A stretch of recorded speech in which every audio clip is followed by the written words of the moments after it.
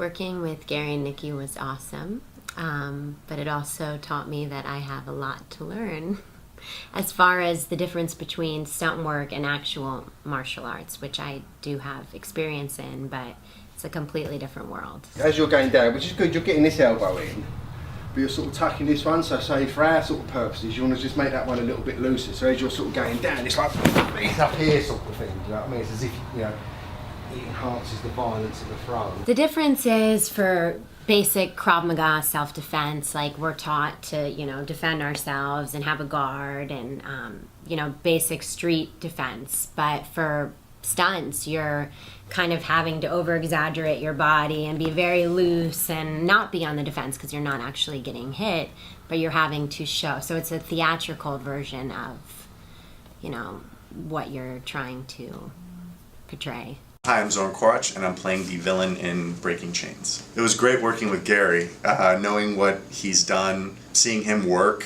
I mean, it's fascinating. So I'm really excited to work with him. We just did the basics, but just hearing the specifics of movement and falling and distancing your punches so you don't end up hurting someone. I want to be very in tune to that because I want to make sure I don't hurt her. If I'm here and my full extension sort of is tapped, no matter how hard I kick, I'm only touching him, sort of thing, you know what I mean? It's like if I punch him and I'm at the end of my reach, no matter how hard I punch, it's going to be there. But if I come in close and then I push and I do it with force, there's a lot more power there. Now, if you're going to kick up, you know, you're going to sort of do it. You sort of do it in a way where, you know, you sort of start to move and then you take it over and all that sort of stuff, where it's not going to hurt you, because that constant jar can hurt. Because this isn't the general choreography you would see in a film, versus just being messy and realistic. It's just so choppy, and having to really capture that emotion in that moment is going to be, you know, challenging for any actor, I think. The best way to make that look real is to do it for real.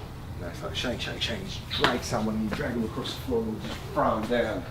I'm excited to work with Gabby because she's fearless, and that's important when doing a fight scene, because I could be stuck with someone who's very timid, and that would make it very difficult on my part to kind of really sell it. This is why we're working with, you know, Gary, to minimalize any damage caused to each other, since it's going to be brutal.